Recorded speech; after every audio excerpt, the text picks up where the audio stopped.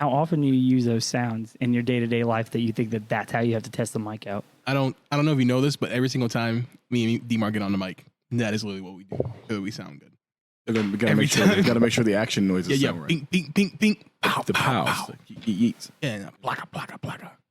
So, interesting way I want to start this out. I saw this on the internet the other day, and I think that it's a tale as old as time. It's a debate as old as time. Is a hot dog a sandwich? Yes or no? Let's start with you. Let's start with you, Maui. Is a hot dog a sandwich? 100%. What's your reasoning? You have a piece of bread, and it is sliced in the middle. You insert, whether it be meat or non-meat products, and you just happen to eat it. No, you know what? Let me take it back. A hot dog's actually a taco, not a sandwich. Nobody's ever in the entirety of this discussion. I don't think anybody's ever said a hot dog is a taco. No, but 100%. no, I've actually said that I would concede that it would be a taco before it would be a sandwich. Yeah. Okay, so my or take a roll, on I guess. My take on this Like is that sandwiches have a width minimum. Because like if you take a girth min, like a girth min max, like like if you take a Subway sandwich like a foot long and you cut it into 5 lengthwise sections, it doesn't feel like a sandwich anymore. It just feels like a weird strip of like material. But if you cut it widthwise 5 ways, all of those are sandwiches. So I think that if you put 4 hot dogs on bread, sandwich. 1 hot dog, taco. Is it? Yeah, think about it. Because Well, like no, if I almost said, is it the direction you eat it? And then I thought, well, why would you eat? What direction are you eating your sandwich in? that's what I'm saying. Do you not eat your hot dogs right down the middle? I eat them from top down. I eat them like I go. You can't see it Like on video. corn? I go Like like a corn corn on the cob? all the way down. So you don't do that? Oh, I mean that's actually the most efficient way to eat a hot dog. So I get the whole bread and meat without having to get. I don't have to open my mouth up wide. I don't have to like deep throat a hot dog. I can just. Actually, while we're talking about that, why the fuck when you order a sandwich, like why is it like just taller? When you get a bigger sandwich, why is it taller? Like my mouth only opens so high. That's like why I don't like a Big Mac. You know how fucking wide you have to open your mouth for a Big Mac? Because a sandwich length. Like it's harder to fuck with like a hey, here's your bag of sandwich, and it's just like a Toblerone of meat. I agree. I think it's a packaging issue. I don't feel like so if you go to a place and you're like it's a pound and a half patty and you're like yeah. I don't want a pound and a half patty spread out like a steak burger from Steak and Shake. What are you talking about? Like I need the BK. You know BK has the long sandwiches. Like they have like the long Those chicken. are the dumbest looking sandwiches They're ever. the most efficient sandwich ever. But they had to go out and do extra packaging stuff. Right. It's a dimension issue. Like you can only fit like try to order 3 of those boys. Your bag don't look right. They all stacked on top. Nah. Burger King's just trying to do anything wild to be relevant. Right, They're not doing it because it's the best idea. They're doing it because it was an idea. But I do get what you're saying because like nothing's weirder than getting a sandwich and like it's so big that the only way you can eat it is like in bites. You take like 2 bites. In bites. Are you swallowing every other food whole? No, I mean like I have to take a top bite and a bottom bite just to enjoy the just full to get sandwich. The full sandwich. Right. Yeah, You're not even tasting the whole sandwich. You're eating 2 different burgers. Yeah, it's so much work to make sure you get an even bite. No doubt. So. That's America's way to end obesity. They're like, if it's just make the inconvenient food harder to make eat. to eat this food, maybe people will order smaller food. Every sandwich in a blister pack, like if they did that, if I went anywhere and all of my food was in blister packs, and that's how I had to open it, I'd fucking go outside and eat grass before I continue to order food from anywhere. That's how you combat obesity, right there, America. Do you know what? Go ahead. Add more plastic. Fuck more turtles. Lose weight. What? Hold on. Run B-roll real quick. Run the intro. Yeah, roll the intro. I need a second to process all this. You're on with Maui, No relation to the trademark whatsoever. D-Mark, I don't believe in none of this. and X. Which, by the way, Dick Wolf is the best name ever. And this is When Awesome Collides.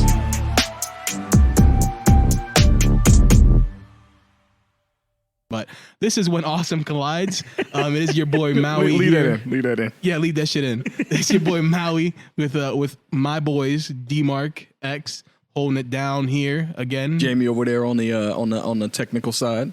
Dude, I always fucking forget to introduce Jamie. What a rude bitch. I mean, he's just in the background. Fuck him anyways. Do you introduce, like, if you had like a maid or a butler or something, do you introduce them to guests? Help? Ooh, No, yeah. We said we don't introduce the help. I specifically did not say the help again because I got yelled at before. I'm asking a question. I don't have servants. Can't even go 3 minutes without this dude saying something crazy and out of pocket. Oh my god. I don't have hired help, so I don't know what you're supposed to do. I don't know the etiquette. Labor? Crazy. That's crazy. I haven't. Oh. Yeah, we're off to a hot start here. Side note. Again, A hot dog is considered a sandwich and a taco.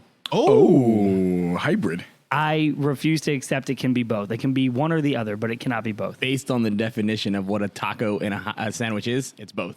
Oh, well, see, I don't like that. I don't like empirical evidence to end this doesn't even debate. seem It's been raging too empirical. long. It's been raging too long. oh yeah, you can't be more than one thing. What do you think you are? What do you think you you pick are? a lane and you stay in it. Yeah, food. that's it. You can never change. You can't be a little bit of nothing. That's the America I liked living in. Like That's I the would- America that we are currently living in. So, I mean, we have to You can abide be by the one rules. thing. You can't be more than one. Hot dogs are just food fluid. Ooh, first off, that's gross. I get what you mean, but that sounds gross. It does sound real Like grody. liquidized hot dogs, I'm not for it. All right, so what we got on the docket today, Maui? All right, so today we have an interesting topic. Today we're going to be talking about Dave Chappelle. In light with the current events, and he just released a new special, 846. We figured, you know what, it'd be a good time to talk about it. We can go right into it, but it's gonna be really interesting, with our 3 different backgrounds and see what we all get from a lot of his metaphors and stuff like that. Because I feel like he's pretty deep with his humor. Like, not only is it like surface funny, but if you really start thinking about things that he can get pretty deep. And I think either, what do you call it? He's pretty polarizing because either you hate him or you love him just because of his content. I don't think anybody hates him. He will tell you there's a whole group of people that hate him, but it's one specific group that doesn't like him. I feel like even though like they're like, oh, I hate this guy, but he's hilarious. Like I don't. But yeah, we're gonna talk about Dave Chappelle. So we'll talk about a little. So obviously we'll talk about the Chappelle show. Talk about how we liked it in different episodes, and we'll talk about some of his stand up. But yeah, we'll get to 846 stuff too. So actually, want to pop it off? Can you call 846 a stand up? By the way, I feel like I want a better name for it because while it's relevant and probably needed, it wasn't funny. It was funny. It had its funny moments. It's other than Candace Owens has a stinky pussy. There was bitch. pretty much that was the only joke. So his social commentary, yeah, still SC. No, stand up is SC. I don't know. It's late. I'm bad at that. I feel you. But yeah, we can pop it off and we'll get to 846 eventually. I want to talk about, but. First things first, man.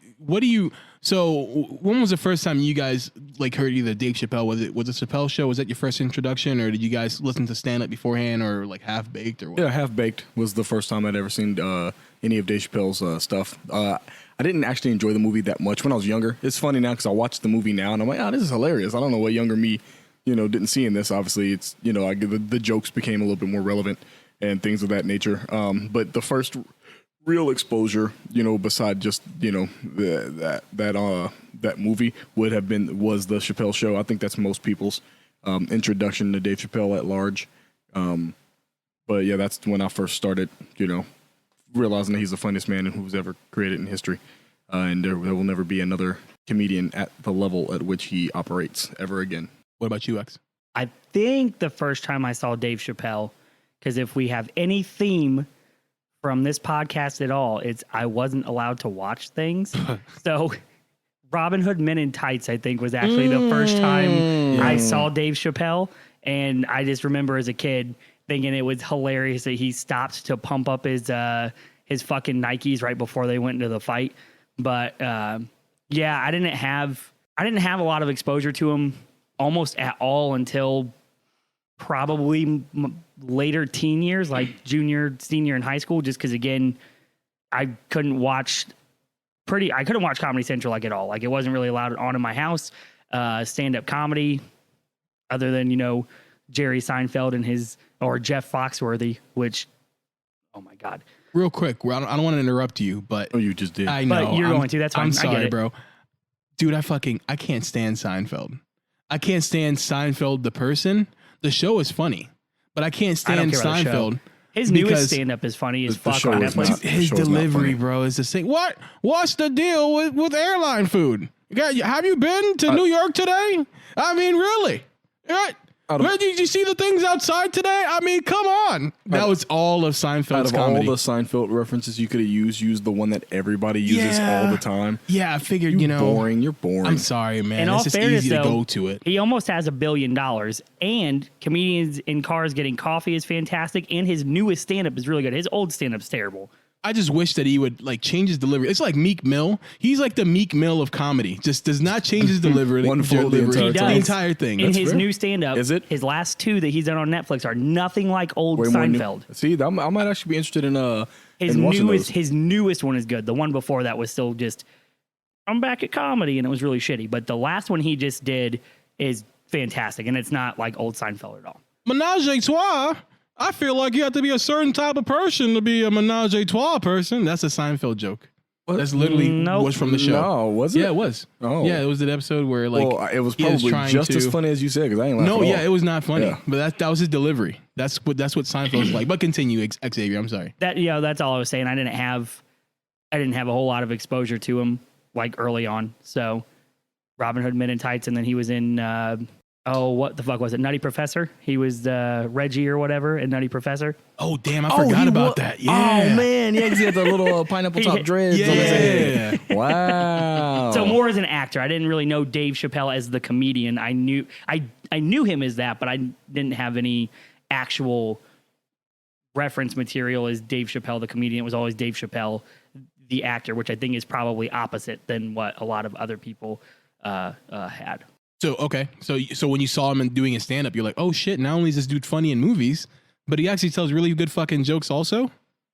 Yeah, I mean, I think it's impossible not to be a fan of Dave Chappelle just from, and a lot of people talk about it in the interviews or the Mark Twain thing that was on Netflix, which I could probably spend 6 hours talking about. But he's very intellectual, and you don't get that with a lot of comedians. It's very hard to come by somebody making something that's not funny, but it's just how they approach it. It's not necessarily that they're saying anything funny. They're just able to take subject material or sensitive, shit and turn it into something that everybody can kind of get behind and see as a united front kind of thing. And I think he does that a lot better than arguably, like D-Mark said earlier. I don't know if we'll ever have.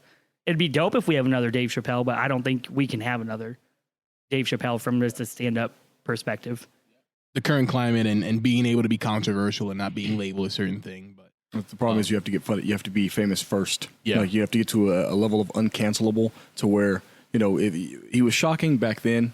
Yeah. Now it's appalling. Right. But he's been shocking for so long that it's too late. You can't get rid of him. And I think that is going to suck for comedy in general going forward, just because it's going to take a special type of person to have that same, it's almost like that respect, right? Right. Well, and that's what it's not necessarily like saying the cool thing about when you watch, for this, I didn't have a ton of time to do this, but I did watch stand a couple of specials over again, just to kind of really, I guess, build a base of what I enjoyed about watching those stand-ups. And the best part about the best part about every joke is that it's a story, but the way he tells it, even if it weren't true, it doesn't matter if it's true or not. And I think that's the best part. Like, he'll tell you a story, and you're like, that probably didn't happen, but the way he tells it is so, you're like, this guy totally lived whatever he's telling us in this. When he tells you a story, a joke.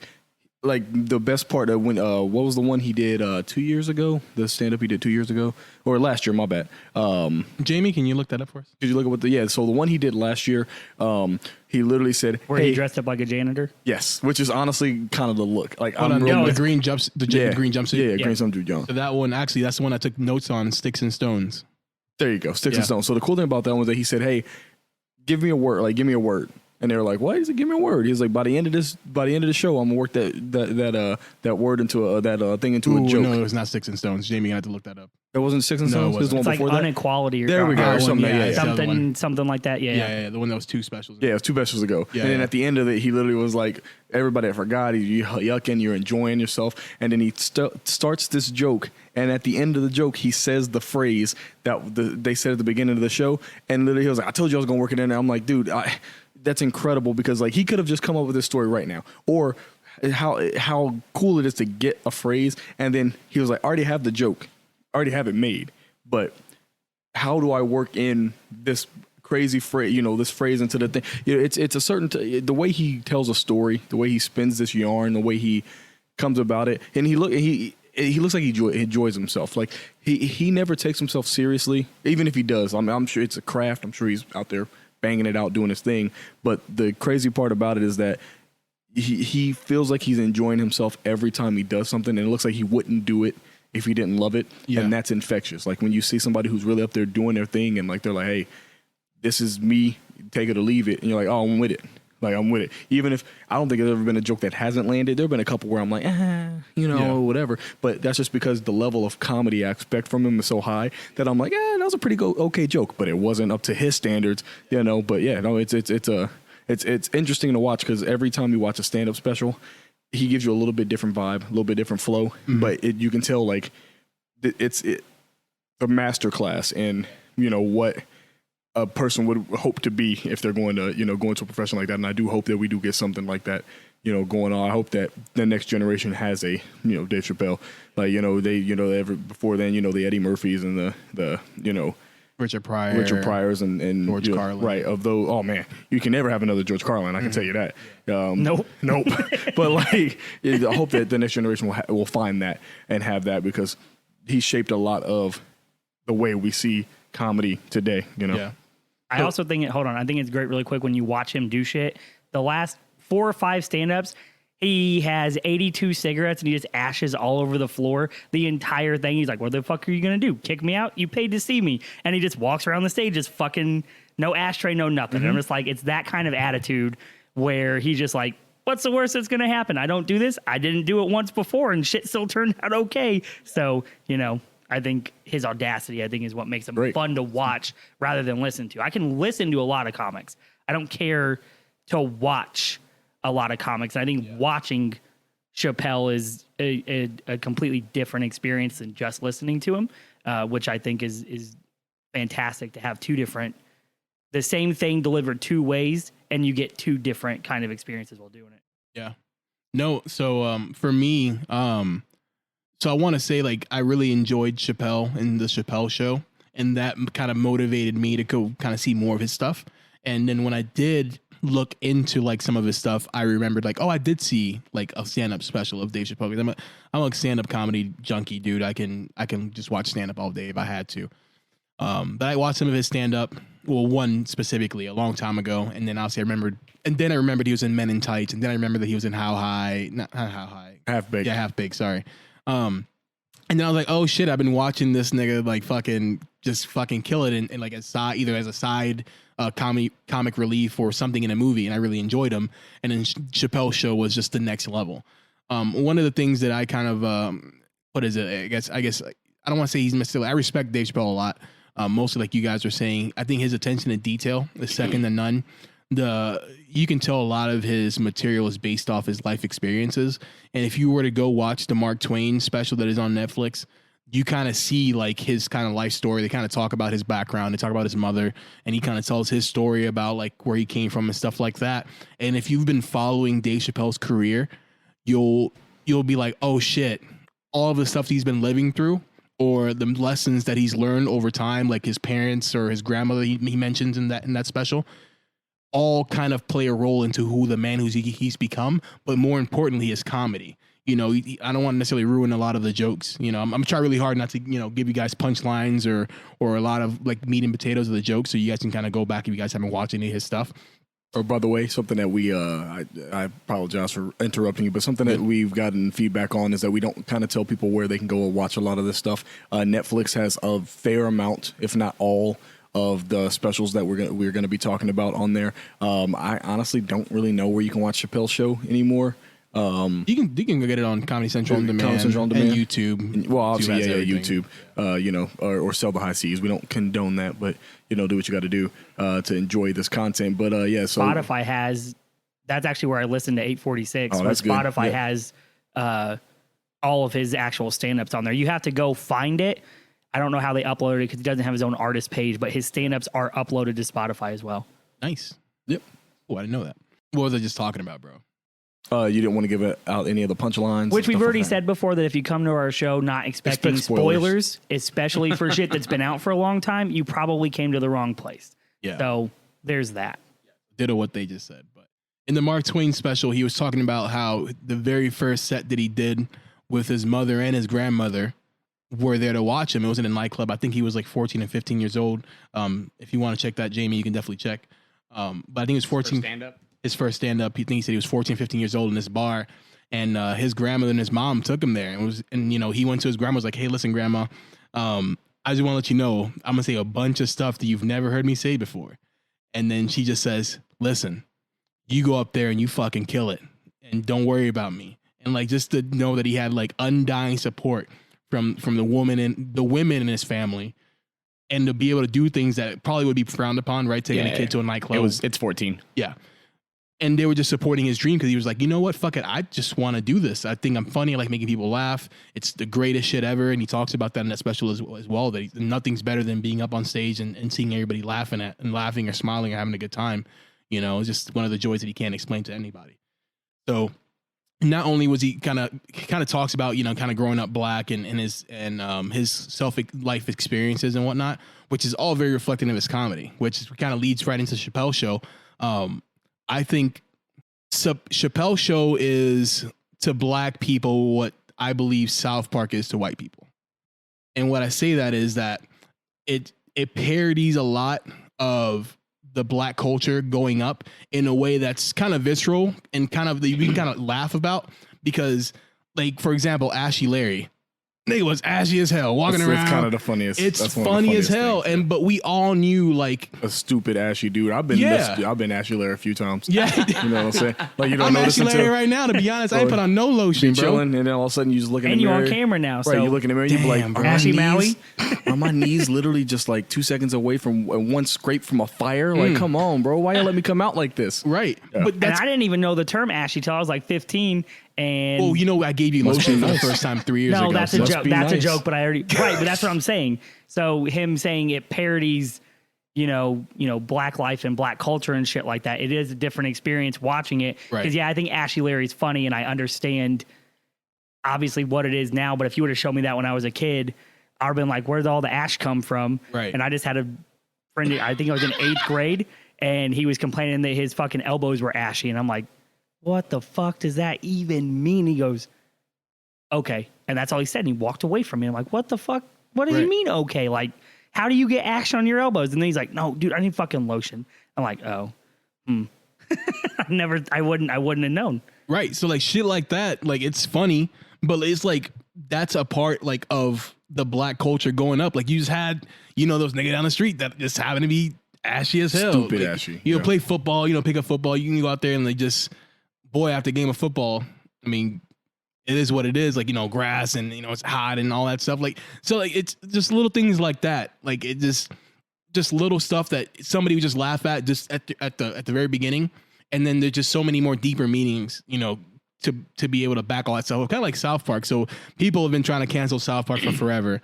But I think as a unison, we all know like it's all like making fun of itself. It doesn't take itself seriously. The whole point of it is to kind of point out, like if you really look at it, it's extreme. It's extreme satire. Right. Kind of the reason you can't cancel Robert Downey Jr. for Tropic Thunder because no, they're trying. But they've been trying for a while and they've taken everybody else down. But it's my favorite. That's all you got to do.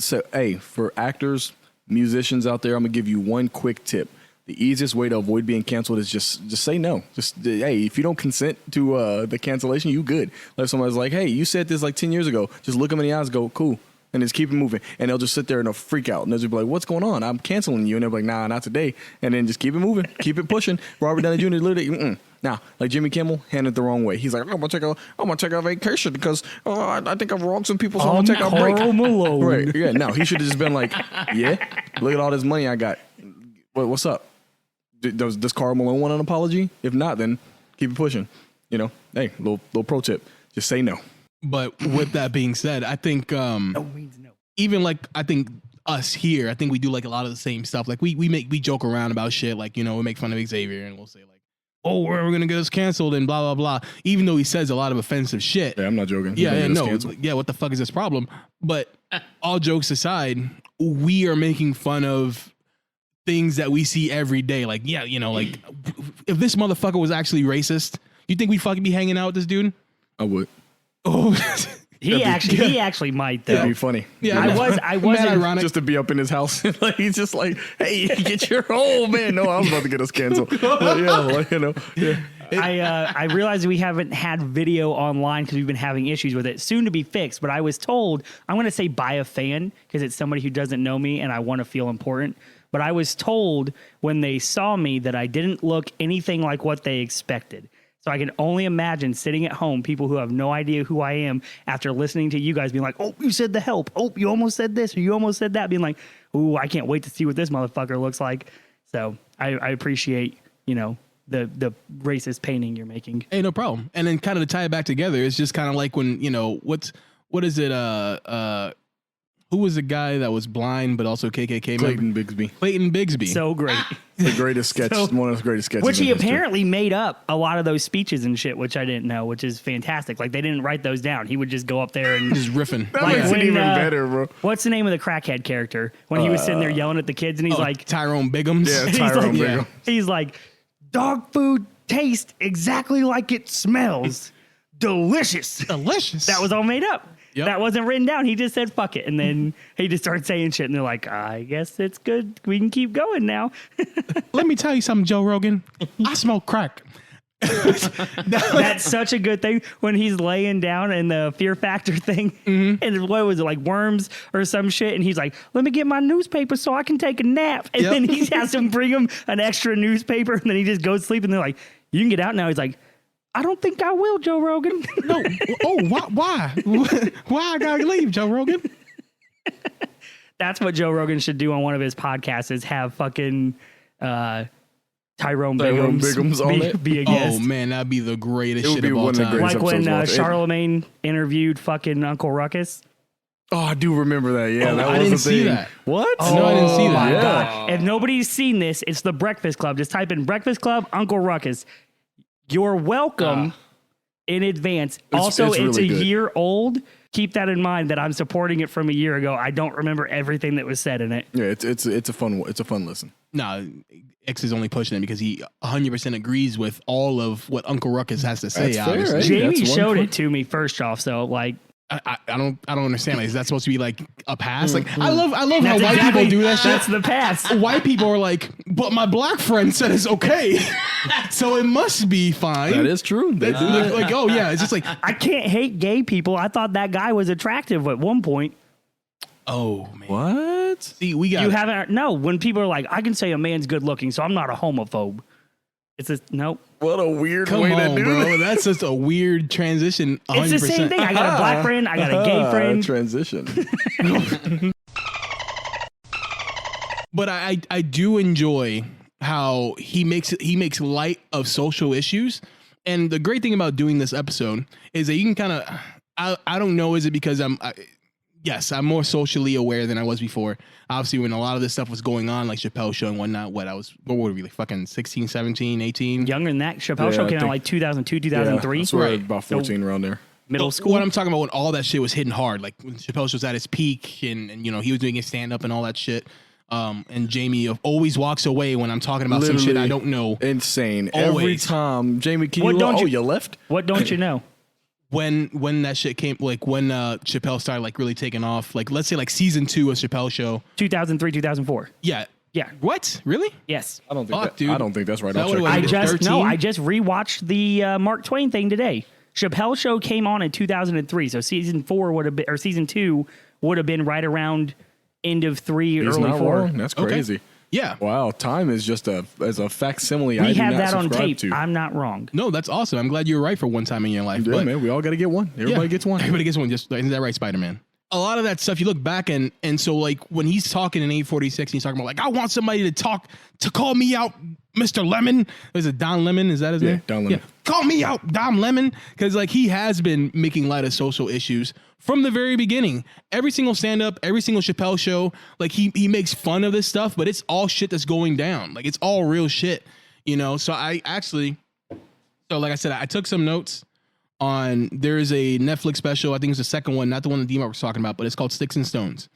And for example, in the first minute, like I want to say the first 5 minutes, he's talking about Anthony Bourdain, and he talks. Yeah, so he talks about how this man, and it's really true, this man had the best job in the world, arguably. Where he went around, met famous people, had a conversation with them, and ate great food in random places around the world. Rich. Man was living a lot of people's dream life, and he killed himself. But there was a guy who he was from the hood, and not to ruin, like I said, the special. He was from the hood, made it out the hood, went into Ivy League school, and he met a chick in college. And, you know, Dave makes a joke like, you know, like save her for later in your life, nigga, trust me. But he's like, nah, I love her. And he got married. They got divorced. And he's like, so he went from being a person that got out of the hood, made it to Ivy League school, got a divorce, ruined his life, and was now working at Foot Locker, 40 years old, living with his mom. And he didn't kill himself. So he's trying to make a point that you can look at somebody and they're living like a magnificent life, but they're miserable. Whereas somebody that you would think should be miserable or it's been dealt a bad hand didn't even think about killing himself. You know what I'm saying? So he makes light of that kind of stuff. But again, he's always making social commentary. He makes fun of it or he makes a joke out of it, but he's talking about some real shit if you dig into it that's really relatable. And that's everything. Chappelle Show, all his stand-up, there's not anything you can pick at that he's not making fantastic points, especially from people of color's perspective. But sometimes people get sick of food. Nobody ever gets sick of discounts on shoes. What? Hold on. I tried to laugh through that one. I'm gonna be honest, but I'm glad you said something. One, but you know what? Hey, we're making light. If we're talking about Topical. Dave Chappelle, the only thing that I think is just say even more terrible. That's fair. No, I get it, man. Just lean right into it. That's why you'll never be Dave Chappelle. You don't understand comedy. Like, it's all about comedic timing, and you have none. Nah, you just wait. You just Blueface. You're the Blueface of comedy. Yeah.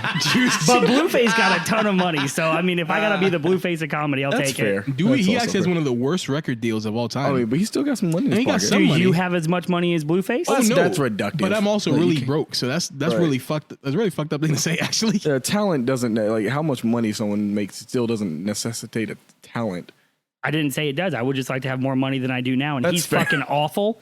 And he has it's awful. That's I don't know about that, bro. Have you listened to Tatiana? That's a definition. Tatiana. That's a definition of awful. I mean, Blueface is great. So he used to ride the bus now. Ooh, and now he wears bus downs. You know what I'm saying? You see? And he was just talking shit about lyrics. Look at that. I said I think he's bad, but how do I know he's bad if I don't know about him? But you just knew a lyric, like you being, banging it. It was. It just further solidifies my point. That you like him? He now wears bust downs. He sucks, but he still has money. So the whole point is you can suck, but as long as you get paid to suck, then you're good. Oh, hey, okay. Hey. Speaking of that, aggressive. Go to onlyfans.com/When Awesome Collides. We don't suck, but we need some money. So let's go. Yes, sir. We actually are pretty soon. I know this is completely unrelated, but we are going to start uploading to our OnlyFans pretty soon. Some behind the scenes stuff and some topics that are a little bit too spicy that we can't put on the normal playlist, as if you will. So keep in mind, bear with us. It is free to join our OnlyFans. Free to subscribe? Yeah. Didn't you make it free for like the next week? Oh. I mean, it can be. I thought it was $100. No, it's free for the next week. So hurry up right now. Subscribe right now. All right, cool. Yeah. So after that, back to $100. Yeah. But so please, you'll help us support us, help us make content. We're trying to make this happen. Again, we're gonna make it worth your while. Trust us, stay with us. Dick pics for free sometimes. You know what I'm saying? Xavier's Dick pic butthole. Fridays. Xavier's butthole is definitely the first thing on the menu. Definitely. So stay tuned to that. Perfect wording. Yeah, on the menu. But yeah, like I said, I just wanted to plug the OnlyFans. But yeah, keep it going. My bad. Let me run it back. No, you good. Yeah. But what are some of your favorite episodes? I mean, as far as Chappelle Show, like what are some of the most memorable ones that really sticks out to you and why? One of the best. See, the problem with when I talk about Chappelle Show, I don't think of it as episodic. I think of each skit, so even skits. even if like the skits were, even if you put 45 skits in an episode, I don't care if it's episode 1 or episode 100. The one of the funniest ones is where where the cops go to the guy's house. This actually goes back to a lot of what you say about how he's able to make light or make fun of super serious issues and how funny it is to see the reaction depending on background. Like for me, the reason why this is my favorite, one of my favorite skits, is because I'm literally like, I could see that actually being what somebody says. Like when they go to where he reports the robbery at his house, and the cops come there, and they're like, oh. I can't believe this. I can't believe this black guy broke into this house and put pictures of himself all over the dude's house. And it's like, no, this is my house, and he's still here. Like, you know, like that one. I'm like, yeah, like it's super funny because the reason why I was laughing so hard because I'm like, yeah, that sounds exactly like some stuff would happen if you're black and you look at a place. You know what I'm saying? You could call in your own a robbery at your own house and still be a suspect, and that's like I think that just kind of goes more to what you're talking about, where he takes a situation that's completely relatable to.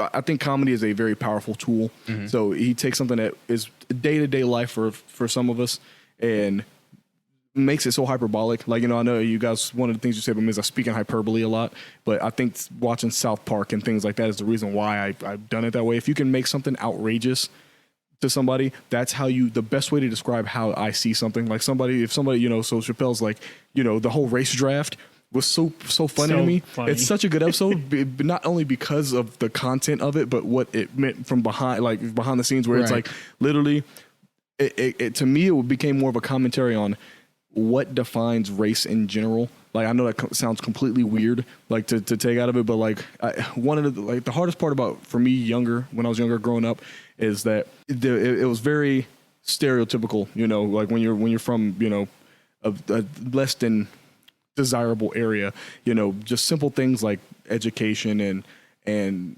reading and success in school is labeled as white people things, you know. So it's super funny that like to have to go through so much of that where they're like, hey, oh, you're reading a book. Like, can't remember, like 3rd and 4th grade were wild times. Mm-hmm. 3rd grade, like I was reading a book and dude comes like, oh, you always doing that white people shit reading. And I was like, huh?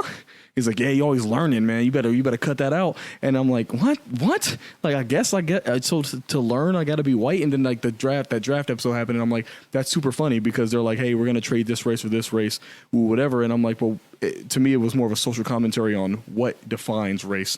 And that's why I always thought that was a super funny one, not just because the content was funny, but them deciding who belongs to what race based on the whatever criteria, you know, whatever they deem races decide on. I feel like that is so much more topical for today. Oh yeah, because that's one of the most complicated. It's one of the reasons why I quit a lot of social media is because there's nothing more taxing than you can do this and be one race, but if another race is doing this, they can't do it. It's like, you know, appropriation, like, you know, they say cultural appropriation is one of the most tiring subjects in history because you can literally see somebody say something as cultural appropriation, go to their timeline like 3 days ago and see them talking about that same thing in a positive light. Yeah. And I'm like, yeah, see, this is why.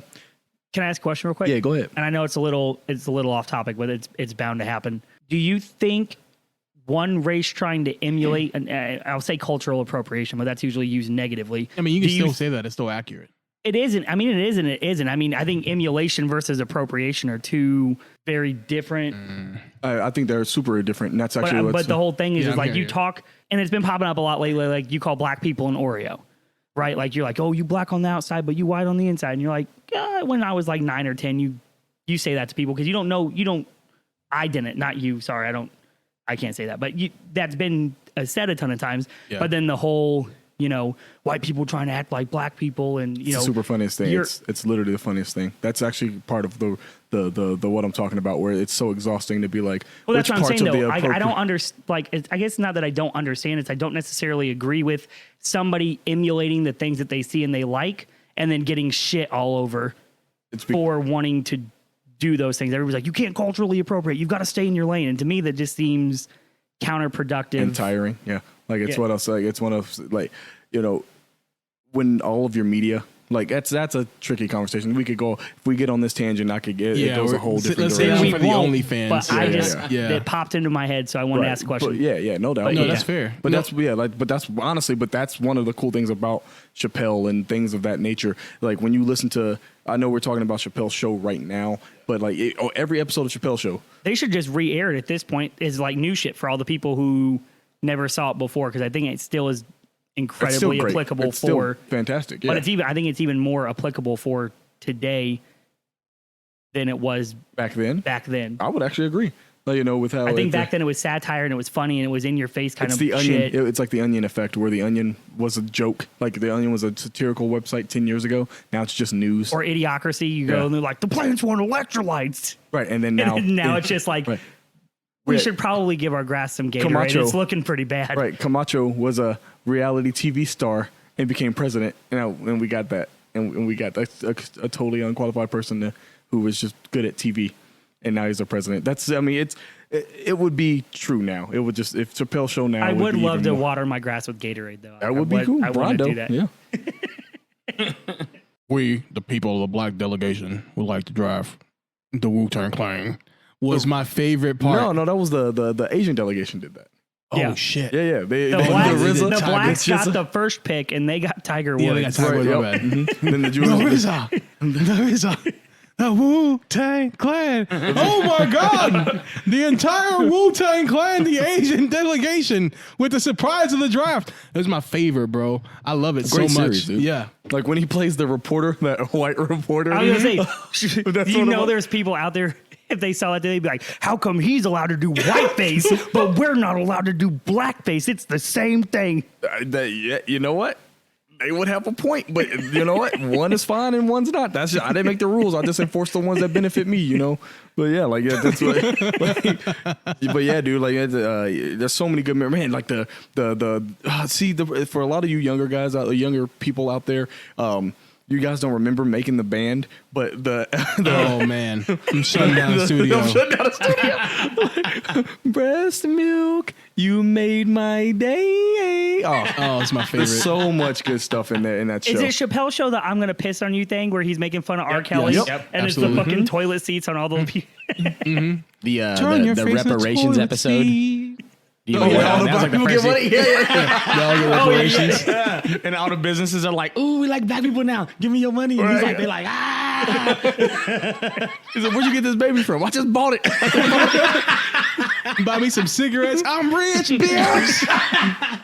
Oh man. Yeah, one of the most memorable lines of all. I would say of that time was like the two the Rick James episode and fuck your couch. Right, and that line right there, the I'm rich bitch line. Yeah, like there's it's zeitgeist worthy. Like that show was it changed a lot of what we see as comedy now and how shows work. I can't tell you watching the DC the Mark Twain thing was great just to see like. It's good to see that Dave Chappelle show, Dave stand up, Dave real life, all the same person. Mm-hmm. That's a great feeling to see. Like everybody's telling stories. I'm like, that sounds like a sketch in his show. Like he is this. The Dave. Well, Neil Brennan said it in that special. He goes, it was a really cool thing to watch because you got to see Dave be his full self.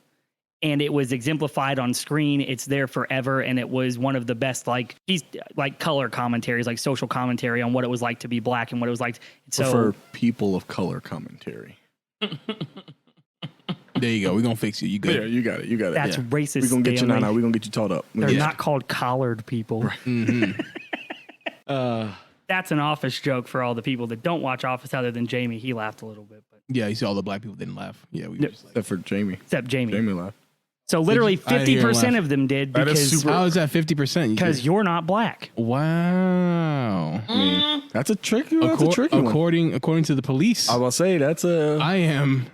If you're not white, you're black. No, that is fair. Yeah, I just want to know what rules we're playing. Well, I'm really happy that 66% of black people enjoy The Office. 33%. 66% of black people don't like The Office. 33%, much like Stanley was in that show, 33% of black people enjoy The Office.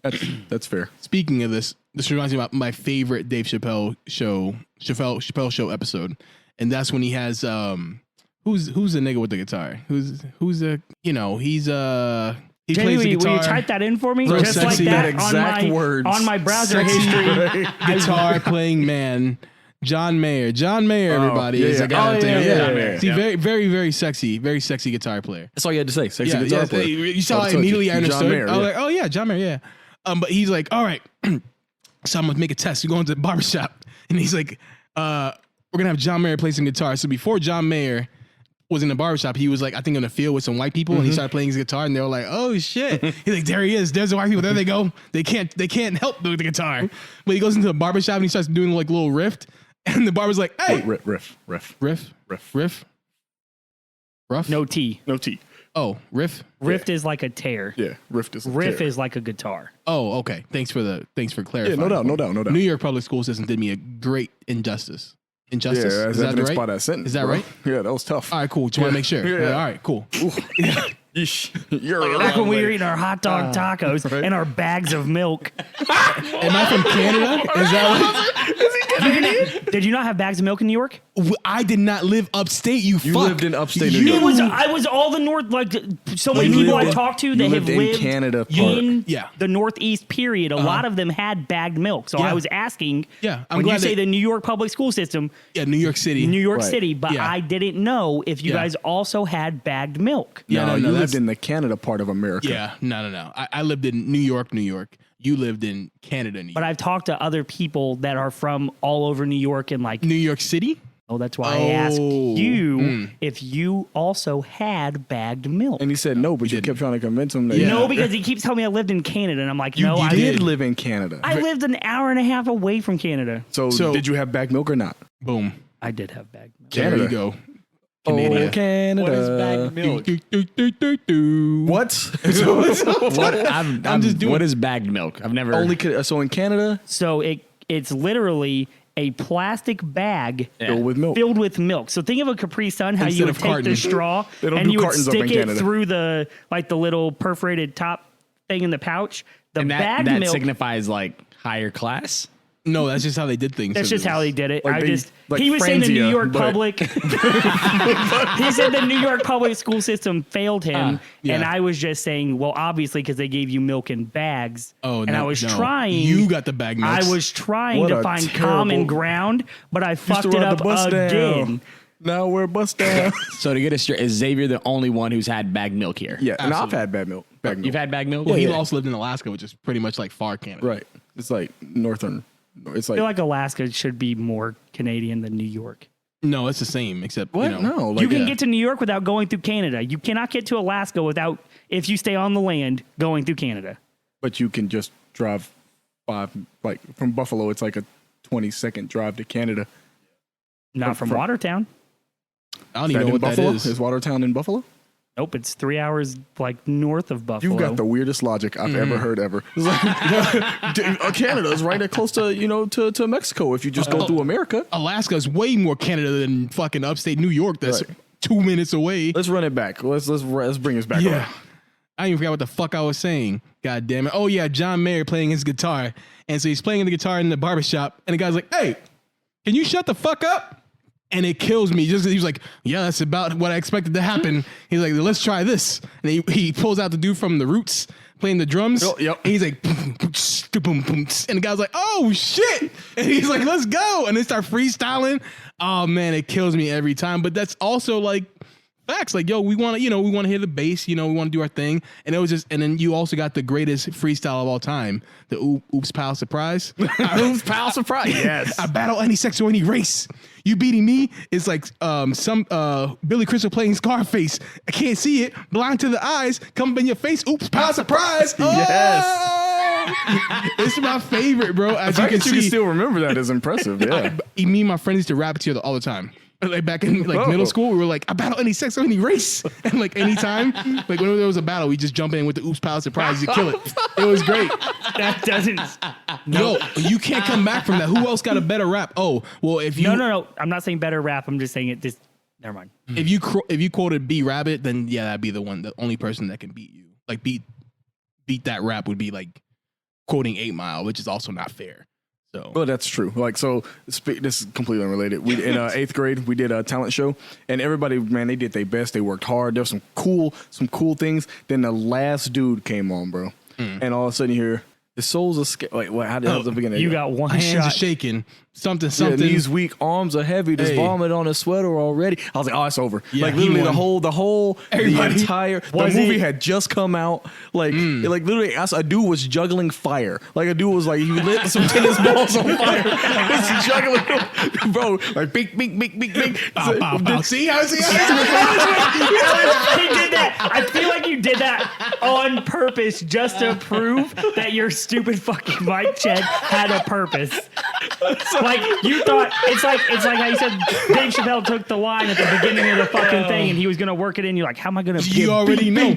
That's how into this fucking episode? I love it. You see how this is what comedic timing is. We didn't plan this. We just fell off each other. See, you taking notes? This is how you make jokes. See how we all laughed and no one just looked at each other awkwardly? Dude came in like bing, bing, bing. And they're like, hey, throw a little chainsaw in there, like, room, room. You know what I'm saying? I was like, damn, he really, hey, bro. Just crazy dude in a wheelchair But juggling somebody flaming rapping balls. Eminem It was over, bro. He took the crown. absolutely. He took the. It started and the principal walked out. The principal was like, ain't no point. Let me get this dude his sash. Was it There like no the sash. house band at the bar doing it on the country version of it, like last night?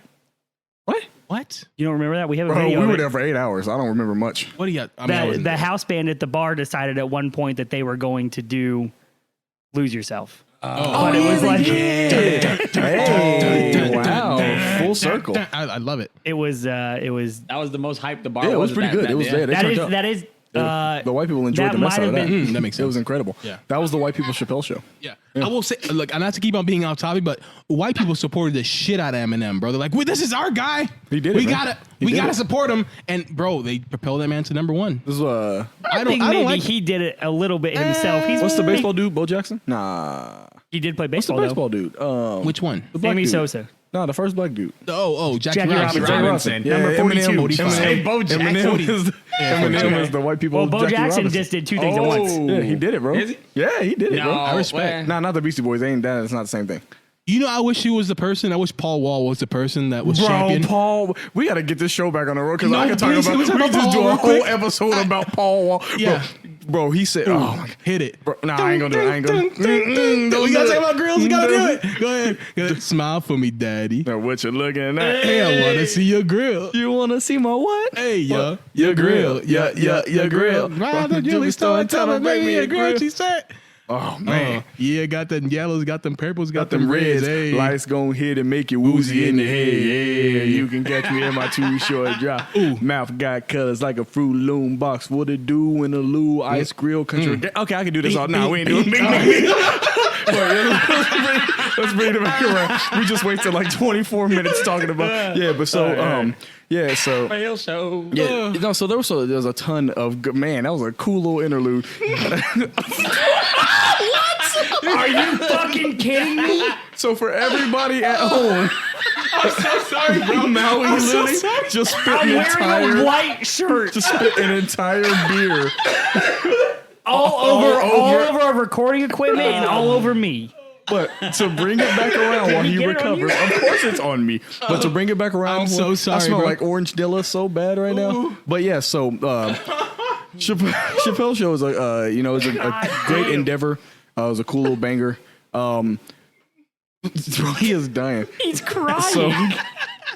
So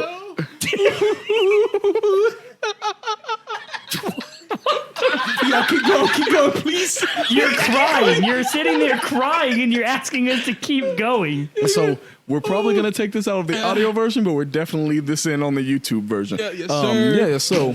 Yeah. So, yeah. So it's I'm thrown off when we My bad, bro. bink, bink, bink. So when so Jamie, could you assist us in getting us back on topic? What are you talking about? Chappelle show is great. Yeah, Chappelle They show had it's a pretty good show. It's a really good show. It was culturally it's a part of the zeitgeist now. So the stand-ups though, I enjoyed. The problem with talking about the Chappelle show without having to without rewatching everything is that we're kind of going off of more of a nostalgia, what we, things that we enjoyed about, specific parts of the show. The things about the most recent stand-ups that, I think it's a little bit easier for me to talk about is because they're relevant. They're now. The Sticks and Stones stand-up special is probably, I'd have to say, probably the best stand-up special I've seen in the last decade. That's the 2019 one, right? 2019, the green jumpsuit. One? No, the green jumpsuit boy. Yeah, so the one where you're talking about Anthony Bourdain. It's incredible, man. Everything, every single joke. The cool. So, and not to interrupt, real quick, I just want to mention this. When he dropped that, it was the absolute worst time for him to drop that because everything was so spicy. Everything was so PC. It was the best time. The worst time, and when I say that, because no other comedian wanted to be raunchy or push the envelope, and he said, "No, son, this is stand-up comedy, and I don't care." He even had, I think, like a 0% in Rotten Tomatoes. Like, no, it had a 0% critic score. Yeah, but it had a 100% audience score, which is the important part. It has a record for the biggest difference between audience and critics, and that's what, which is great. I just want to point that out. So you all, you know me, I'm about to say something real spicy hot take. Hot take city.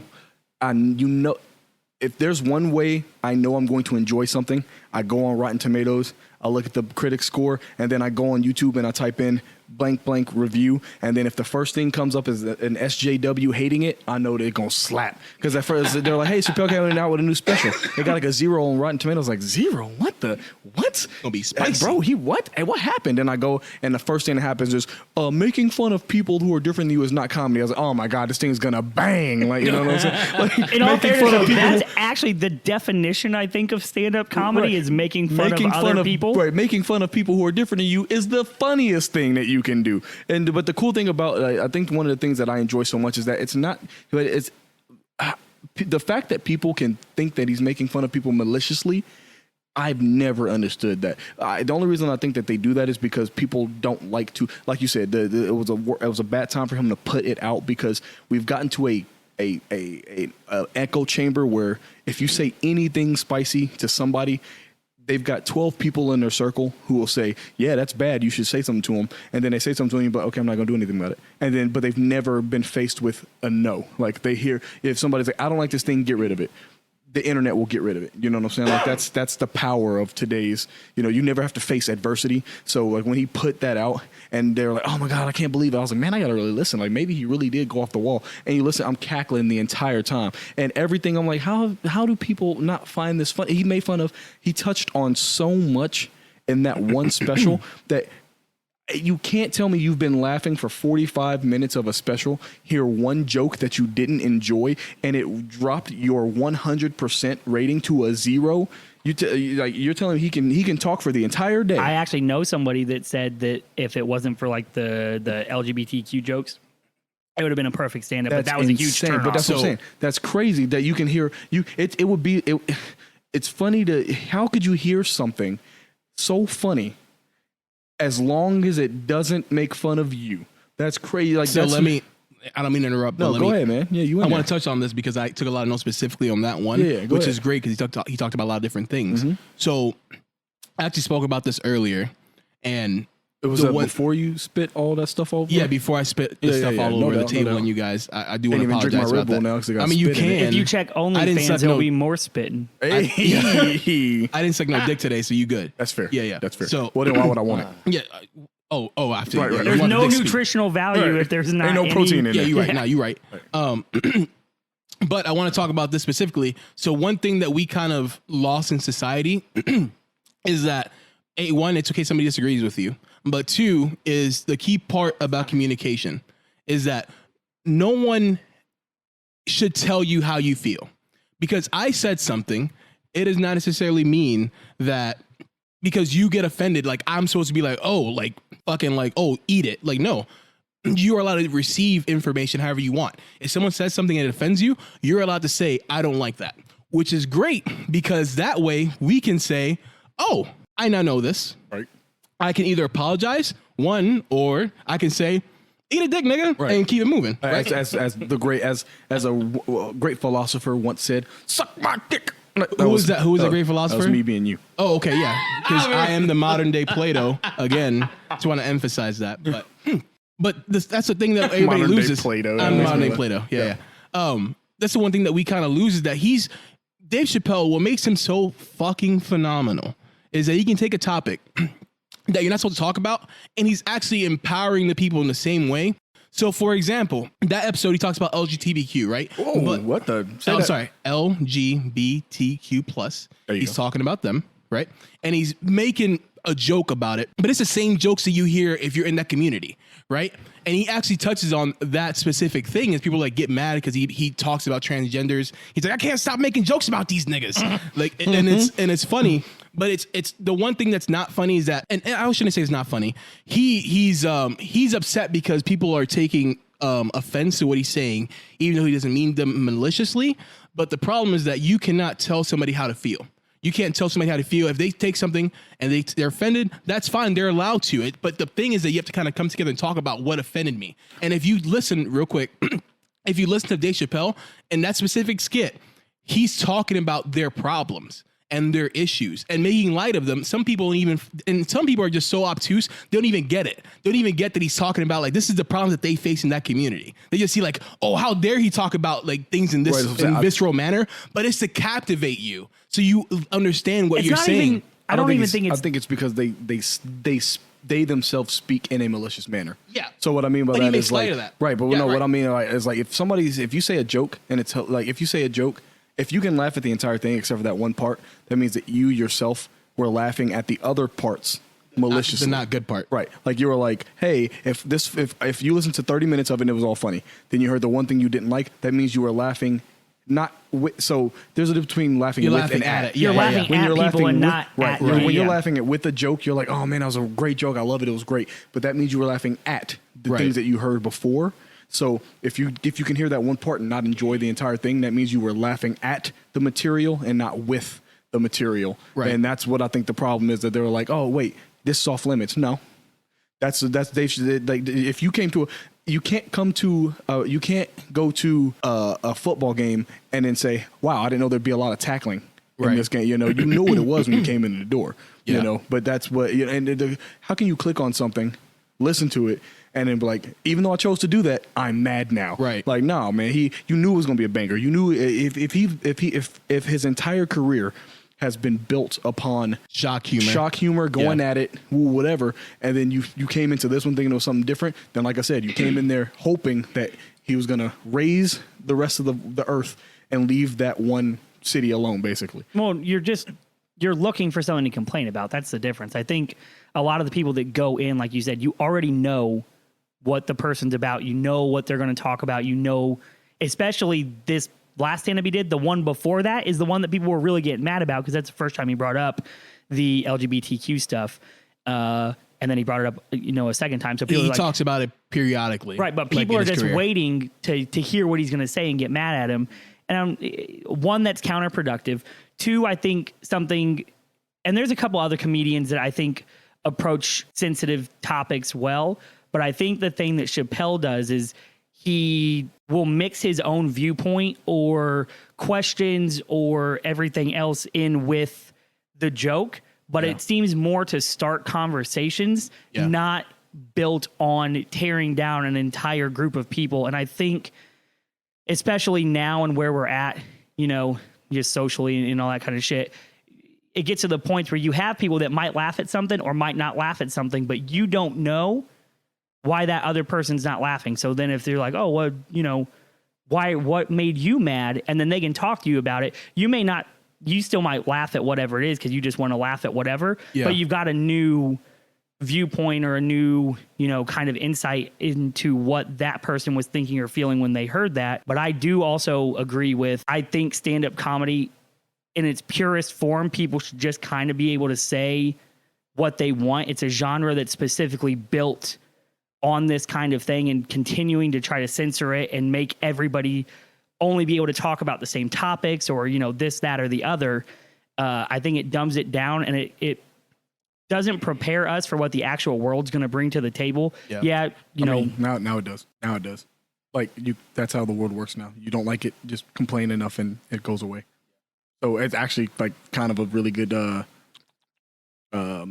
representation of how we live life now. Yeah, well, I hope we get away from that, because it, like you said earlier, it's kind of exhausting to go through and listen to everybody complaining about every single thing, because they don't either want to hear somebody else's side of something, or they know what they're saying. They're just actively choosing to ignore the meaning behind whatever they were trying to bring up. So two things I want to talk about what you guys just said. One, he makes a really good joke in this one, and this is the only one that I'll tell line by line.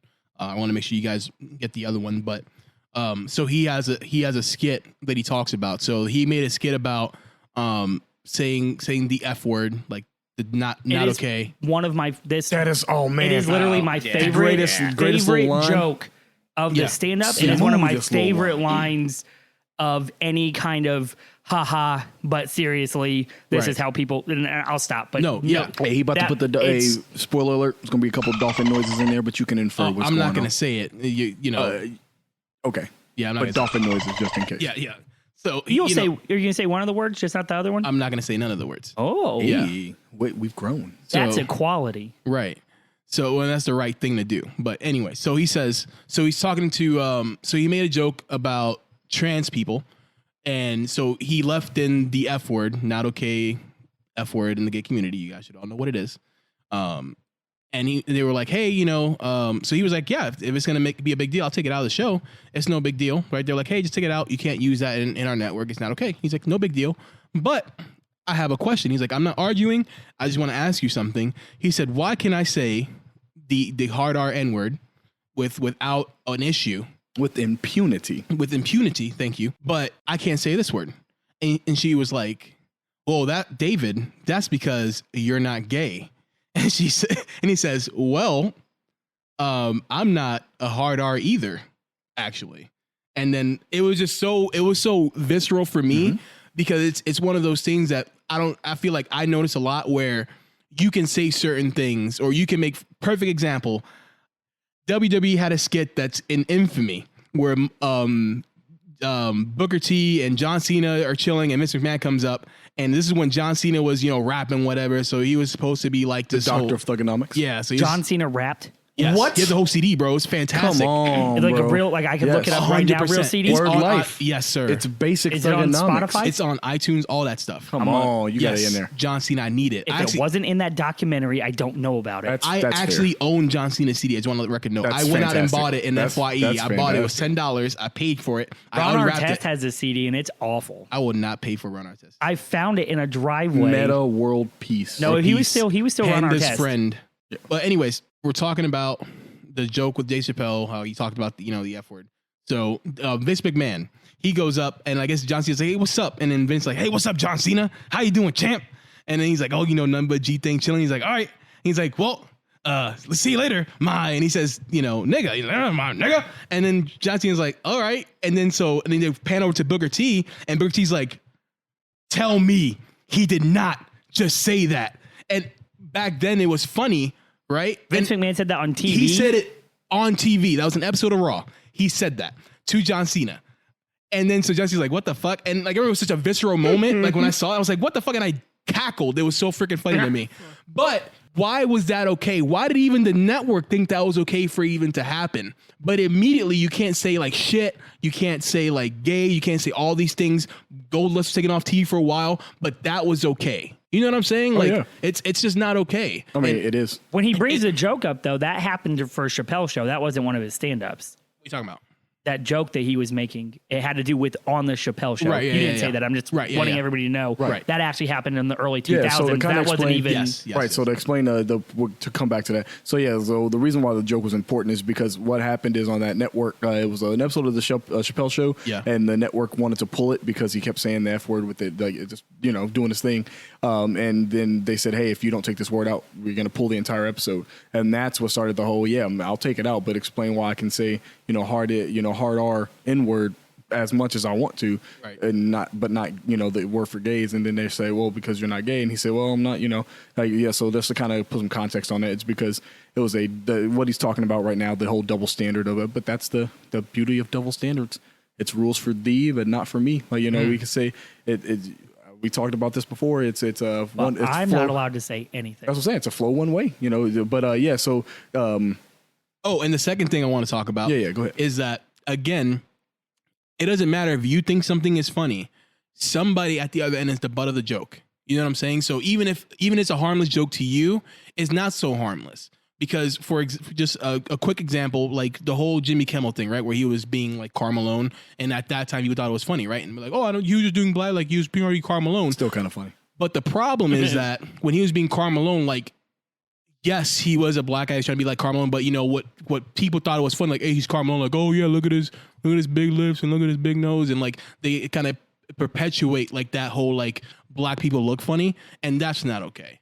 So let me ask you. I don't think but that's not what he was doing. Right. Yes. But intent, context, and intent is the most important thing. You can't say that because the next part I was because saying. again he was. Hold on, but I want to hear my bad. Let's not interrupt. Yeah. Let's not interrupt. But again, that's somebody's perception. Like, yo, what the fuck? Like, why is Carmelo's nose so big? Why is his lips so, you know what I'm saying? Like, that's not okay. Now, if, again, we can kind of look at it, again, it's all based on the individual, can kind of look at it and be like, no, that was funny. He's just being Carmelo. Sure. But like, somebody else took offense to it, and who are you to say like don't be fucking offended? Like, you're allowed to feel how the fuck you want to feel, and you can voice that that you have some sort of displeasure, and that's how I think we all learn as a community. It's just like, oh, you don't like that? Well, I'm sorry, dude. Like, and then try to explain your point, and then you're just like, no, man, it really still pisses me off. Like, okay, then agree to disagree, or you know, I'll try really hard to factor in your feelings. But at the same time, like, you know, we can't necessarily be on eggshells 24/7 trying to figure out like what's going to offend the next person. Well, you know, you have to look for intent. But that's just what you said, though. You said somebody has the right to be offended. To be offended, yes. But you know who the only person who had a right to be offended in that case? I just got done saying is that you have to look for intent. So I don't necessarily agree that you should, like, you could be offended, whatever. I don't necessarily agree with it, but I'm in no place to tell anyone how the fuck they should feel. If they want to be offended, that's fine, but hopefully they voice that displeasure and say like, hey, this offended me and this is why, which I feel like that's the part of cancel culture that sucks, because you can kind of just take something and one example that I like to use is like, and I know now we're going to get off topic, but Jack Sparrow, what's his name? Johnny Depp. Yeah. Johnny Depp was accused of being abusive to his wife, and then later found out his wife was actually the abuser, and he had lost his Jack Sparrow role, and people called for him to be off of the not Harry Potter. What's the other one? The Crimes of Grindelwald, or Harry Potter. Yeah. Not Harry Potter. No, he said it's Fantastic Beast, but it's the Wizarding World of right. But you know what I'm saying? Like, people wanted his head on a pike, and then like there was no retraction for everybody that was sensationalizing like his supposed things that he did. There was no retraction. No one said like, hey, I'm sorry that we kind of pushed that you were a piece of shit when actually you're the one being abused. Like, they you know what I'm gave saying? him his job back, and Amber Heard's not an Aquaman anymore. So there absolutely was. Not immediately.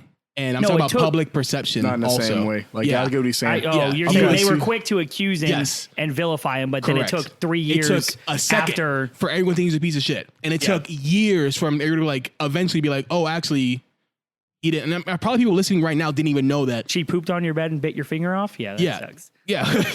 You know what I'm saying? So it's just context is key and intent is key, and I think we have to look for that stuff. So we can kind of still talk about that. I have notes on go ahead, get your notes out. Get your DMARC game on. Actually, you know, let's just get into A46, man. Let's just do it. Let's go and pop that off. But what were your kind of like first and like, so you guys have all seen it, right? So what are some takeaways you guys took from it? That's a little bit that's a tricky one, because I try not to be like, oh, you know, being black, boo, whatever. But that's kind of the thing. Like, everything he said in A46 was so commonplace and regular for me that I don't have a very strong reaction to the things that he said. No, that's very fair. Like, it's, you know, it's, I hate to be like, oh, coming from where I'm from, but literally, like, come from where I'm from, you know, bullets are put into people, things like, you know, so I don't have a very strong reaction to someone telling people stuff that they might not understand. Like, you know, when they're like the most impactful thing in the entire A46 was the whole Don Lemon thing, where he's like, because one of the things that it doesn't make much sense. The problem with how we take media now is that media is so tied to everything. You know, I personally can't be away from my phone for longer than like 10, 15 minutes. It just makes me uncomfortable. Even if I'm not talking about I have to be looking at it. I have to just have it near me to know that the access is there. But the way we consume media now is that I hate to say it's deific. Yeah, deific. Yeah, like you know, the people rely on stars to tell them how to feel about things. So the fact that responsibility. Right. So the fact that people are like, "Oh, Dave, why didn't you say woo, whatever?" That's like that's the weirdest thing. The weirdest logic to me is that they need, like, someone can every day bump the same message. Like you can say, hey, someone can be like, save the turtles every day, save the turtles, save the turtles. And there could be a news story where a bunch of turtles got their necks stuck in little plastic rings. And I'll be like, someone please call Ja Rule and tell me how he feels about this. Like, Ja Rule, you've been banging to save the turtles every day for the last 30 years, but some turtles got their necks stuck. Where you at? He was like, the last 30 years don't count. Like, if you just roll every single message in a compilation that I've said over the last 30 years. So the most impactful thing from that I took from that is that it's so weird the time we live in where every event happens as an isolated incident. Like if you said something yesterday, apparently it's frozen in time. It doesn't count toward today, whatever, because he's like, yeah, I've been on that. You know what I'm saying? He said, I've been showing Chappelle show wasn't untrue. It wasn't fiction. It's just an exaggeration of real life. Right. It's just an exaggeration of what we go through all the time. So the fact that people realistically need him to come out and say, like the whole J. Cole thing where they're like, J. Cole, you should be a leader in our community. And J. Cole was like, you can't be talking about bitches and hoes. Right. And J. Cole was like, yeah, I just rap and also don't read a lot. So I don't feel like I'm impactful, to this movement because I don't really live in that way. And like, I can't believe it. I'm like, what? You can't believe people are people? You can't believe, so 846 kind of showed me personally, like I said, just because I don't have a strong reaction to it, because everything he just, people get put down sometimes. People get, I know it's depressing to talk like, that, you've seen one dude die, you've seen a bunch of dudes die, you know what I'm saying? So, the way that he speaks, I'm like, yeah, it's just regular stuff. Like, I don't know, why is it so crazy to other people that when stuff happens, there always has to be an outcry. Like an event can't just be like, yeah, this is a problem. What are we doing about the problem? Like, no, you got to speak on this exact event. It's like, the problem, it should be spoken on. Right. If I have to speak on something every time it happens, it falls on deaf ears. If you cry wolf every single day, eventually people just get, like they just don't care and you're going to get eaten, when the thing actually comes through. And that's kind of what I took from that. I know it sounds silly to take such a small thing from the entirety of that, but the way people speak on things, media personalities aren't gods. They're not, they're not to be held to a higher standard. He's been saying the same thing forever through everything. Every special, every show, every comment he's ever made is always the same. So why would you ever require hey, Hitler's still bad? Yep. Okay, I'll check with you tomorrow. No, he's still gonna be the same tomorrow, so why are you worried about it? I don't think and I guess I'm gonna disclaimer this. Everything that comes out of my mouth is my opinion and my viewpoint. No, it's not bad. I'm just saying. Mm-hmm. That's what you say every time. That. Anybody who has to say that before anything is going to say something spicy. I'm not racist, but it's not. Well, I'm not saying all black people are stupid, but why do you guys look like that? Like, I don't. Yep. But what are you going to say? Why is that funny? Yeah, why are you laughing at that so hard? Yeah, why are you I didn't so laugh hard? at anything. I have too much control over the editing process. It's going to look. Oh, that's fair. It's fine. I'm going to look like an idiot now. What are you laughing for? Be like, what are you talking about? And then I've superimposed a stonewall face, and it's like there's nothing there, and you're like, what are you laughing at? Mountain Dew. Jesus. But I don't know. I think he waited so long, and I don't think he made it for the black community. I don't think 826 was made like 846. 846. Sorry. It's good. Sorry. It's all good. I'm really bad at. It's all good. It's the Chinese version of it. Mm-hmm. It's a bootleg. It's the bootleg version. Yeah. Copyright. Yeah, they changed one number. It's fine. I think he made it because people were looking to him, and I don't think celebrities should have that much. And he says that multiple times, that celebrities shouldn't have that much power, and the streets are saying something. Obviously, he trusts them because they're the living embodiment of some of the shit he's been talking about. But I mean, we're a nation who really did elect a fucking reality star to office with the appalling shit that he did during his campaign, the appalling shit that he's continued to do. The man got impeached. I mean, we live in a country that really does put celebrities and shit like that, or people they feel have a platform, on a higher standard. So you could have the exact same opinion as Dave Chappelle, but it doesn't matter because you don't mean as much. So I think he decided to drop this, and I think it's really weird that Netflix didn't go ahead and just put it on their main platform. I don't know if that actually irritates me or not, that they only released it on some streaming comedy thing, right? Like it was I think their it's because YouTube. he didn't make a lot of jokes in it. So it wasn't necessarily comedy. It was probably gonna be a throwaway. Yeah, but you see all these people whenever all this shit come out that are like, we stand with our black community, and then you have Dave Chappelle come out like that's a businesses. That's literally like I know, but I'm just saying the complaint as soon as there July is 1st hit, those rainbow flags are gone, boyo. Like, you know. But it's still June, so Right. you know. But so maybe they did it for the LGBTQ community because it's still June, so we'll get it in July since they all hate Dave Chappelle. But I think he made it because he got to the point where he felt it was time for him to say something. He had waited, you know, a month before he said anything, and I think you go back and you see all these interactions that people have, like white people talking to Dave Chappelle and trying to tell him the same shit that every like systemic racism is not real and you guys don't know what you're talking about and all this other shit. And he is a very big, proponent of after you've listened to me and been educated, you know, now you see it my way. You can be part of the solution. Don't be part of the problem anymore. So I think he is he's an apathetic motherfucker. If he doesn't want to do something, he doesn't want to do it. Like, he's just like, fuck you, I'm not going to do it. Jon Stewart told that story about how he was like, hey, we're going to go talk to the Wounded Warriors. You haven't been doing comedy in a long time. You know, they love your DVDs. What do you say you just come with me and we, you know, blow the roof off of that place and surprise them? He's like, I don't want to. He's like, no, I'm so good. he's like, no, I'm good. So I don't think he does anything that he doesn't want to do, which I think it makes it more important that he decided to do something.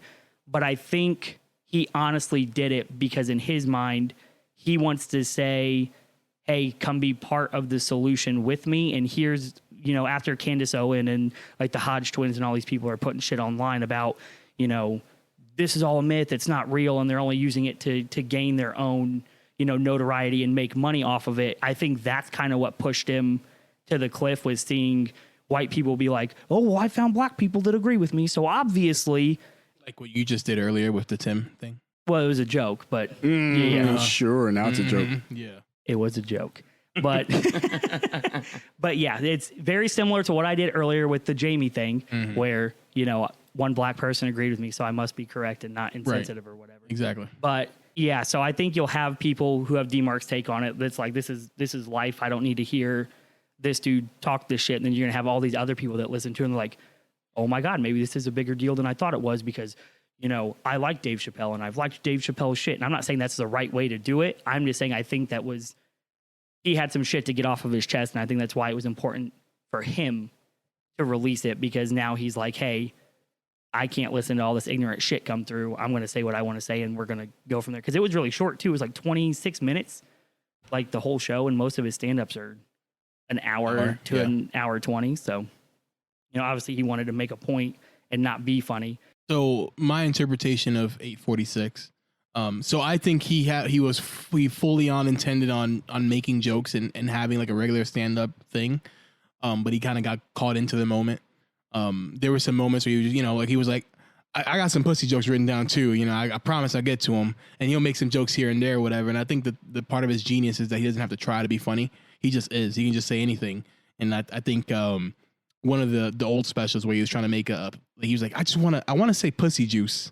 How can I tie that into a punchline? And he's like, I got to figure it out. And he went through the whole like spiel and he actually made the punchline. But so I think he was doing the whole thing where he was just going to make a moment to like talk about it, but he just got so emotional and started just kind of riffing and talking about the things that he wanted to talk about. And, you know, even talk about like, you know, like, oh, Candace Owens and a stinky pussy.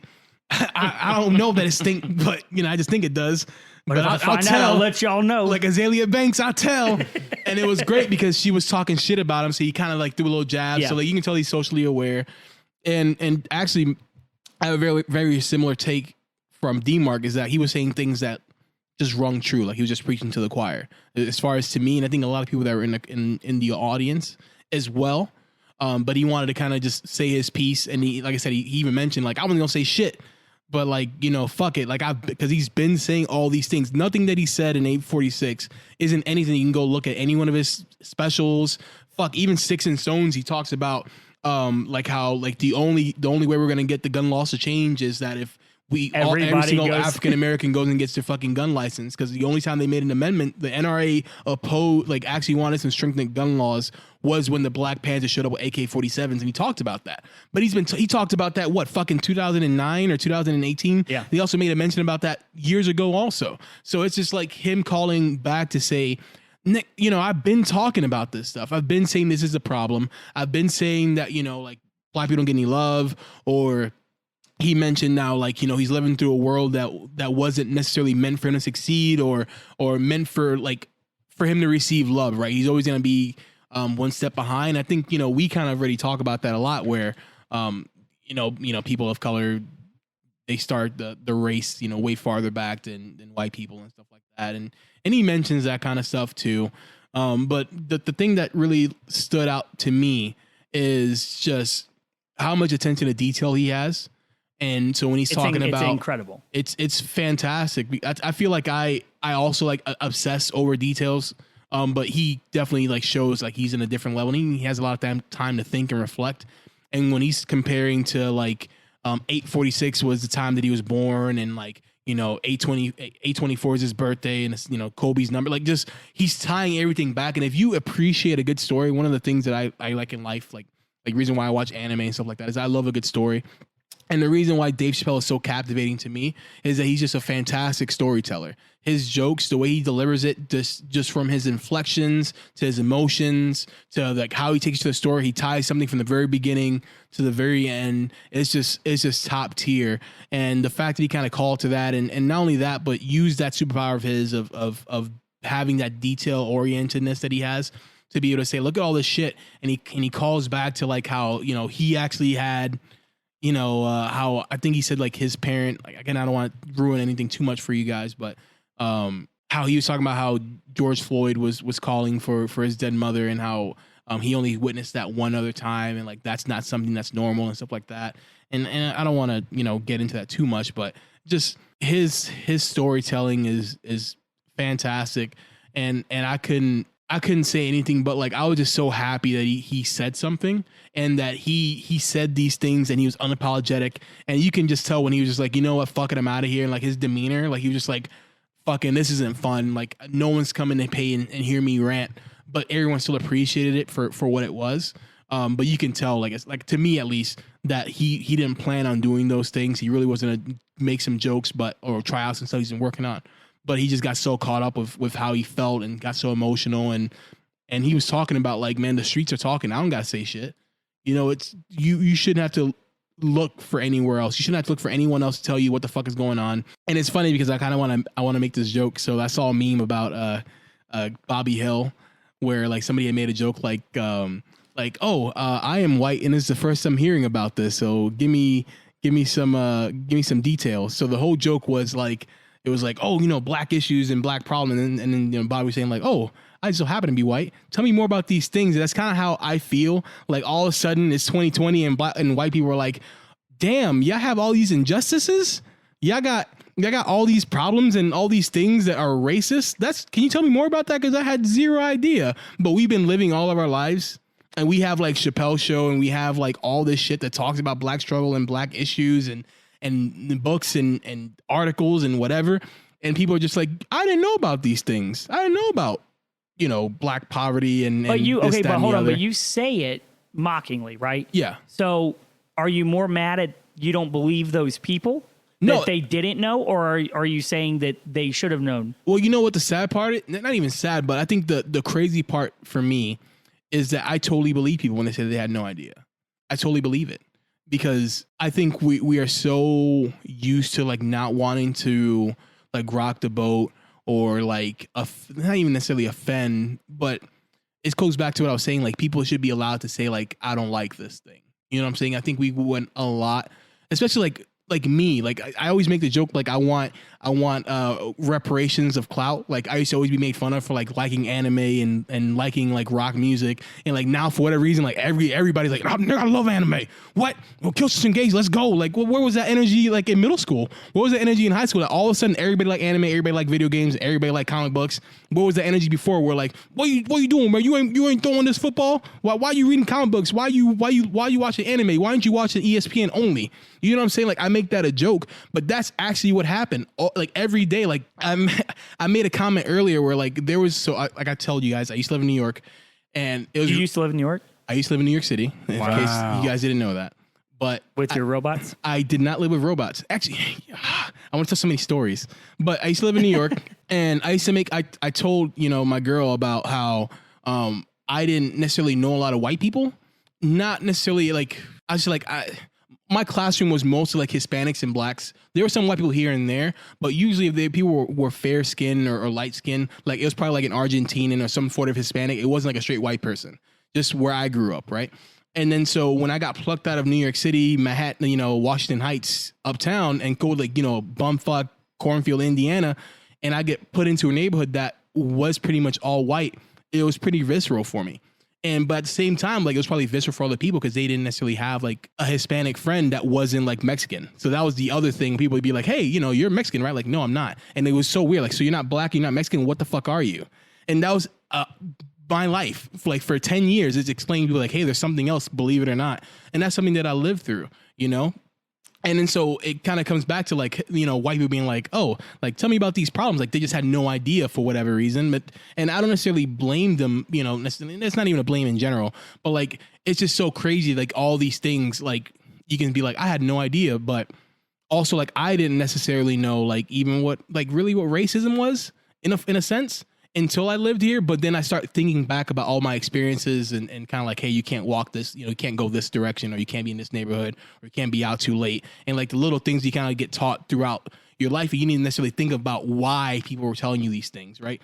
And I think the other side, like white people have the same thing where like they were kind of like maybe say like, hey, don't do this, don't talk about this, don't do that. And you're kind of groomed to kind of like live the life that we live now, right? So you kind of go around life with some blinders, and all of a sudden, like we have this internet boom, and you can talk to somebody from China and Asia and from California to Montana, and then we just start exchanging ideals, quicker than we ever have.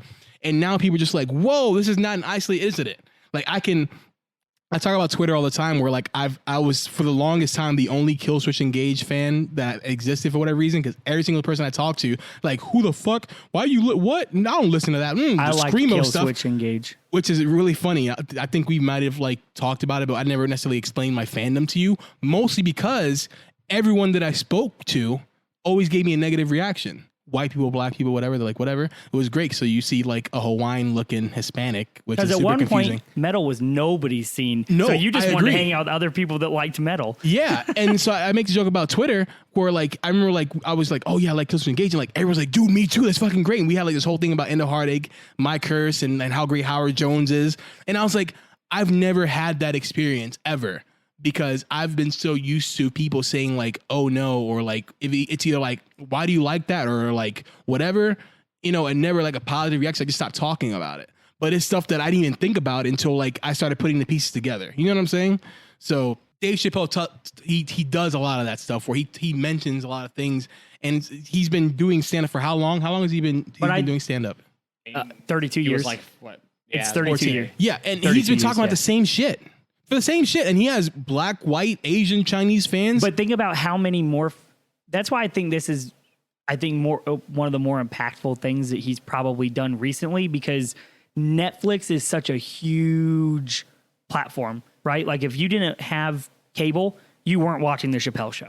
And you say the same about YouTube. That's kind of, yeah, but YouTube doesn't have all the same like rights that Netflix has. Like everybody has Netflix. If you ask me YouTube shit, YouTube to me is everyone still has YouTube now too, literally. Right, but I'm saying, YouTube. but you talk to people. Synonymous, I understand. You say YouTube to me, I'm thinking fucking the memes and shit. Yeah, like just that shit. Like I forget constantly that YouTube is actually a media based platform for all kinds of shit. Right, which is funny since we're doing things and we want people to watch our YouTube. Right. But go to our YouTube channel When Awesome Collides. But I think over the past, his first one came out. He left, so like 2004. He left for like 12 years, right? So Dave Chappelle didn't show back up till like 2016, 2017. And the first thing he did really was a big Netflix special. So I think he got a lot more fans than what he had in the early 2000s and the 90s.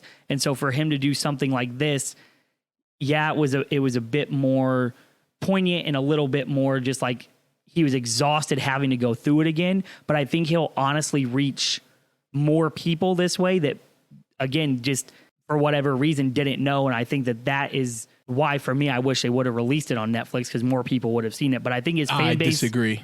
I think his fan base is more diverse now than what it was in the 90s and early 2000s. So I think as a country that looks to media personalities, and he even says it, he's like, you all trust me. I sit here and I say, I don't know why I need to say something. I need to say something. He's like, you trust me. You trust that what I'm saying, and that I won't lie to you, is valid. Yeah, I'm not out here. This isn't. I have more money than I need. I have more notoriety than I could ever ask for. I'm saying this because this is what I feel and this is what I think. And then he backs everything up with facts, right? Which is why he's so impactful, because he starts saying, hey, here are all of the, black people that have died from police brutality. And I didn't think, I listened to it today, and it was kind of funny because I had a conversation with my dad, I don't know, like a week. Is he white? Yeah. Your dad? Okay.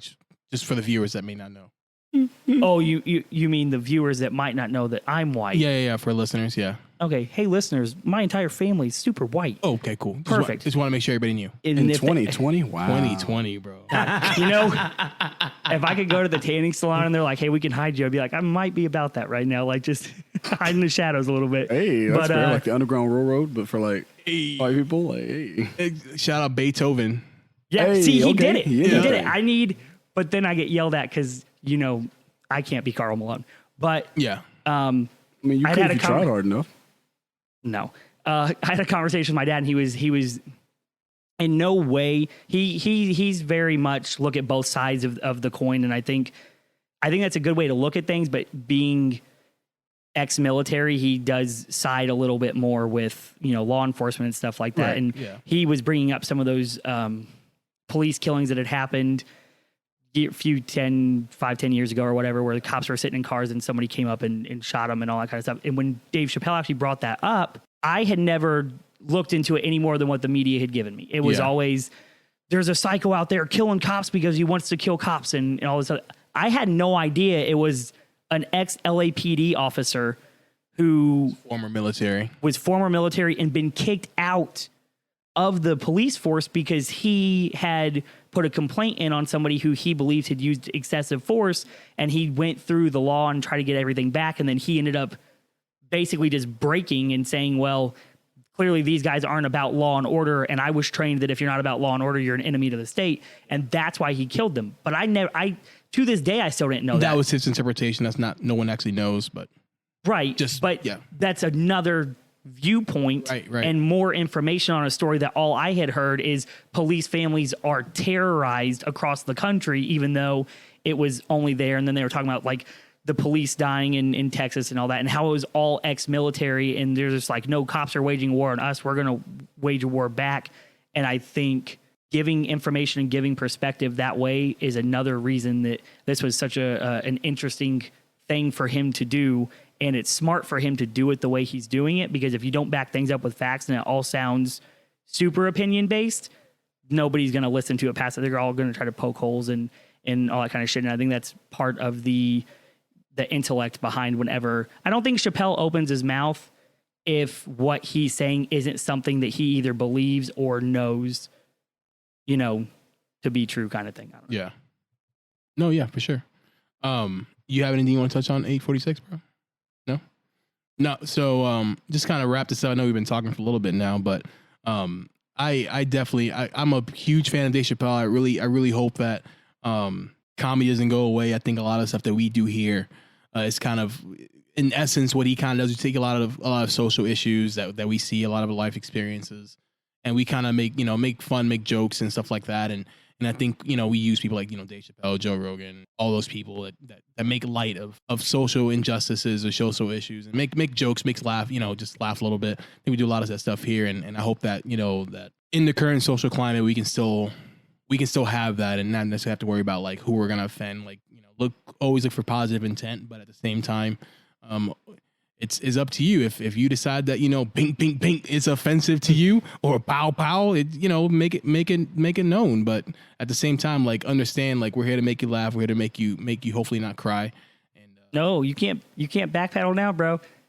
Go back to episode Pow, 1. pow, please. Nah, oh yeah, I'm no, not here to fuck your make you- opinion.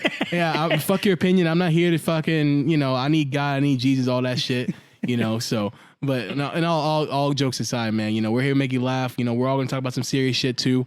And hopefully, this was enjoyable for y'all. And if you have not caught the 846 episode, it is on YouTube. All the stuff we talked about. Also on Spotify. Like, that's how I listened to it today. The whole thing. Right? Okay. It's on Spotify. That's how I listened to it in my car. So nobody has an excuse to not go listen to this. Yeah, just like our podcast. We actually have it on Apple Podcasts. We have it on Spotify, YouTube, shit, Podbean, all that shit. So support your boys. Support black culture. Support black entertainment. Support my nuts. All that shit. You want to tell them before we leave that I'm not really a racist? No, he's definitely that remains racist. to be seen. We're gonna go ahead and leave that up to the viewers. Yeah. We have a lot of shows to prove that we are right and you are full of shit and you are a racist. So hopefully as time goes on, you guys we're not canceled and you guys enjoy what we have to do here. So hey, again, follow us on YouTube. It's When Awesome Collides, all one word. It's WHENAW3 SOMECOLLIDES. You can find us on the only thing that's different is our Twitter. It's WA3C tweets. So again, hey, spread this around. Let people know that if you enjoyed this, if you hated it, that's fine too. Leave us comments, leave us feedback, help us get better. Catch us again next week when we talk about another delicious, spicy subject.